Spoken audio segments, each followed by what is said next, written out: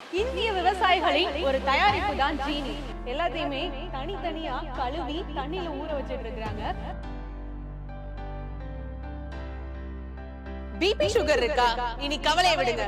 ஒரே மாசத்துல ஜீனி எடுத்துக்கும் பொழுது பிபி சுகரை கண்ட்ரோல் பண்ணிடலாம். சூரியனோட வெளிச்சத்துக்கு கீழே காய வைத்தல் அப்படின்றது நடைபெறும். அங்க விவசாயிகளையும் வாழ வைப்போம் அப்படின்ற மாதிரி தான் செஞ்சுட்டு இருக்காங்க. என்னதான் இயந்திரத்தை நம்பினாலும் மனுஷன் கண்ணு தானே முக்கியம். பாரம்பரியமான முறையில தயாரிக்கப்படக்கூடிய ஜீனிய உங்களுடைய வாழ்க்கை முறையில எடுத்துக்கும் பொழுது ஆரோக்கியமான வாழ்க்கைய நீங்க வாழலாம். வணக்கம் மக்களே, இப்போ நம்ம எங்க இருக்கோம் அப்படின்னு பாத்தீங்கன்னா ஜீனிலையா ஜீனிக்கு எங்கம்மா நீ போனேன்னு கேட்பீங்க. ஜீனிக்கு போகல, ஜீனி ஃபேக்டரிக்கு வந்திருக்கிறேன். 2 மாசத்துக்கு முன்னாடி ஜீனி மதுரையில் ஒரு விஷயத்த பார்த்தேன். ஸோ பார்க்கும் போது தான் தெரிஞ்சது ஜீனியை சாப்பிட்டா 1 மாசத்துல வந்துட்டு நம்ம உடம்புல இருக்கக்கூடிய நிறைய பிரச்சனைகள் சரியாகும் அப்படின்னு சொல்லிட்டு, சரி ஃபேக்டரியில போய் பார்க்கலாமே அப்படின்னு சொல்லிட்டு ஃபேக்டரிக்கு வந்திருக்கேன். ஸோ ஃபேக்டரிக்குள்ள என்னென்னலாம் நடக்குது, கிட்டத்தட்ட 9 வகையான சிறுதானியங்களையும் 15 வகையான பயிர் வகைகளையும் வச்சு மில்லட் ரெடி பண்றாங்க, மில்லட் மிக்ஸ் ரெடி பண்ணிட்டு இருக்காங்க. சோ அதுவும் பாரம்பரிய முறையில ரெடி பண்ணிட்டு இருக்காங்களா, எப்படி எல்லாம் ரெடி பண்றாங்க, என்னென்ன வகையான ப்ராசஸ் எல்லாம் இருக்கு அப்படின்றத தான் நாம பார்க்க போறோம். சோ வாங்க வீடியோக்குள்ள போகலாம். சிறுதானியங்களா இருக்கட்டும், பயிர் வகைகளா இருக்கட்டும், எல்லாமே என்ன இங்க எப்படி சட்டியா இருக்குன்னு பார்க்கும்போது தான் தெரிஞ்சது. எல்லாத்தையுமே தனித்தனியா கழுவி தண்ணியில ஊற வச்சிட்டு இருக்காங்க. சோ இத ஊற வச்சதுக்கு அப்புறமா என்ன நடக்குது அப்படின்னு பாத்தீங்கன்னா, அழகா இங்க உலர்த்திக்கிட்டு இருக்கிறாங்க. ஊற வைத்தல் உலர்த்தல்னு சொல்லுவாங்க இல்லையா, அதன்படிதான் நடத்திட்டு இருக்கிறாங்க. அதுவும் இல்லாம இந்த காட்டன் துணிகளால உலர்த்தல் நடந்துட்டு இருக்குது.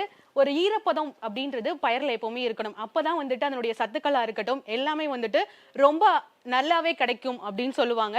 சோ அதனுடைய நோக்கமா தான் இவங்க இந்த பயிர் வகைகளை உலர்த்திக்கிட்டு இருக்காங்க அப்படின்னு சொல்லணும். அதை தொடர்ந்து இன்னும் நிறைய முறைகள்லாம் இருக்கு, அதையும் பார்க்கலாம். பொதுவா ஜீனி அப்படின்னாலே ஜீனி வந்துட்டு மேன் பவர் மட்டும் இல்லைங்க, நாங்க விவசாயிகளையும் வாழ வைப்போம் அப்படின்ற மாதிரி தான் செஞ்சுட்டு இருக்காங்க.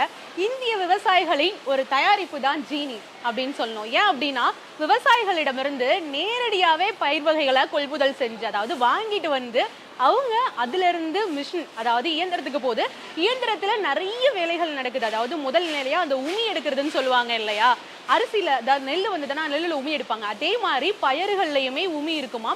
அந்த உமியெல்லாம் நீக்கிட்டு அதுக்கப்புறமா என்னதான் இயந்திரத்தை நம்பினாலும் மனுஷன் கண்ணு தானே முக்கியம். அதுவும் பெண்களுடைய கண்ணு இருக்கே அப்படின்ற மாதிரி தான் சொல்லுவாங்க. ஸோ பெண்களை வச்சே வந்துட்டு இங்க இந்த புடைத்தல்னு சொல்லுவாங்க, அதாவது கல்லு பறக்கிறதுன்னு கூட ஸ்டார்ட்டா சொல்லலாம். ஸோ அந்த மாதிரி பண்ணிக்கிட்டு இருக்கிறாங்க.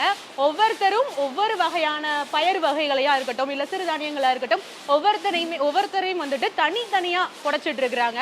அதுல எவ்வளோ விஷயங்கள் வருது அப்படின்னு பார்க்கும்போது அப்ப மிஷினும் பொய் சொல்லுதா அப்படின்ற மாதிரி தான் எனக்கு தோணுச்சு.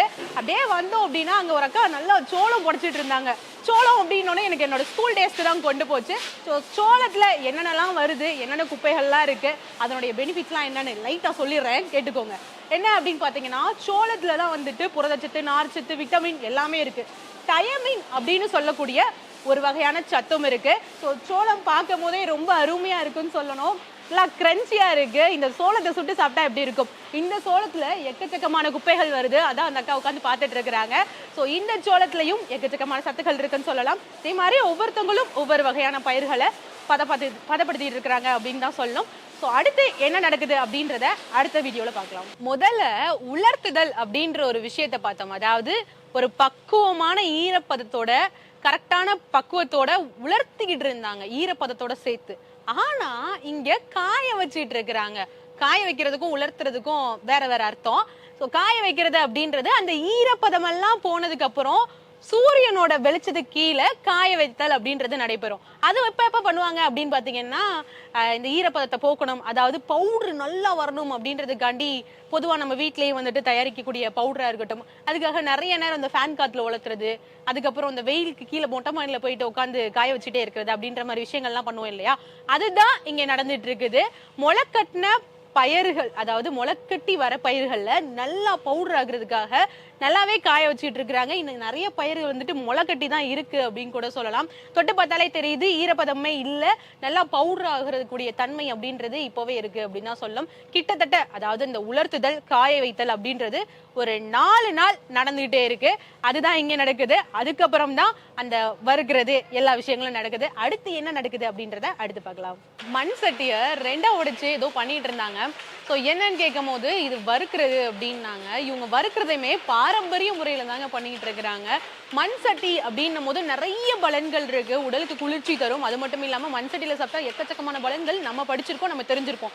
பொதுவாகவே நம்ம ஒரு இடத்துக்கு போனோம் அப்படின்னா அந்த பாட்டி வீட்டுக்குலாம் போகும்போது அந்த ட்ரெடிஷ்னல் மெத்தட், அதாவது பாரம்பரிய முறைன்னு ஃபாலோ பண்ணுவாங்க. நார்மலா இருக்கிற பாத்திரத்துல சாப்பாடு வச்சு சாப்பிட்றதுக்கும் அந்த மண் பாத்திரத்துல சாப்பாடு வச்சு சாப்பிட்றதுனுடைய சுவை அப்படின்றது வேற மாதிரி இருக்கும். ஸோ அதைத்தான் இங்க பண்ணிட்டு இருக்கிறாங்க.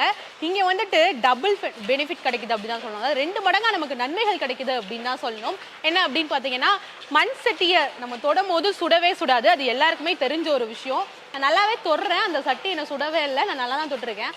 அதுக்கு பதிலா இங்க ஒரு பக்கத்துல ஒரு பாத்திரம் வச்சிருக்காங்க. ஸோ நான் அதை தொடுறேன், அது என்ன நல்லாவே சுடுது, என்னால் தொட முடியல.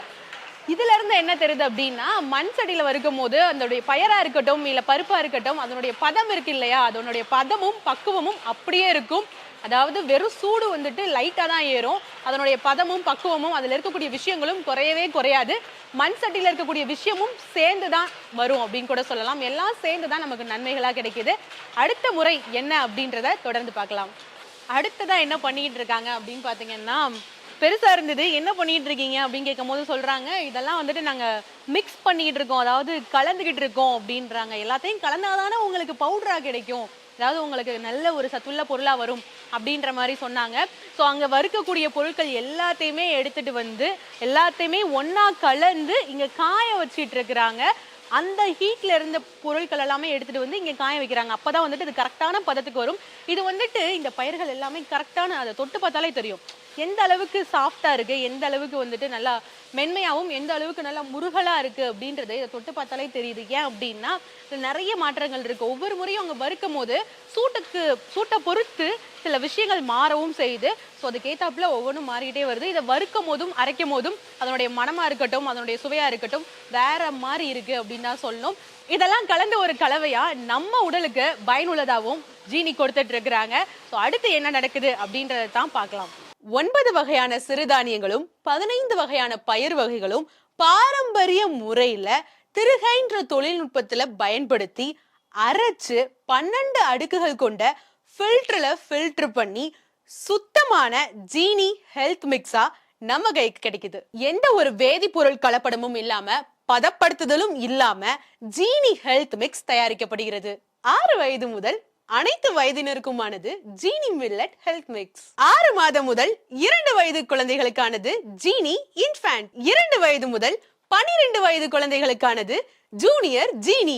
12 வயதுக்கு மேற்பட்டவர்களுக்கானது ஜீனி அடல்ட். பெண்களின் அனைத்து விதமான பிரச்சனைகளுக்கும் ஒரே தீர்வு ஜீனி உமன் ஸ்ட்ராங். சிறுதானியங்களை 8 மணி நேரம் ஊற வைத்து அரைத்த பாலில் இருந்து தயாரிக்கப்பட்டது ஜீனி மில்க் பவுடர்.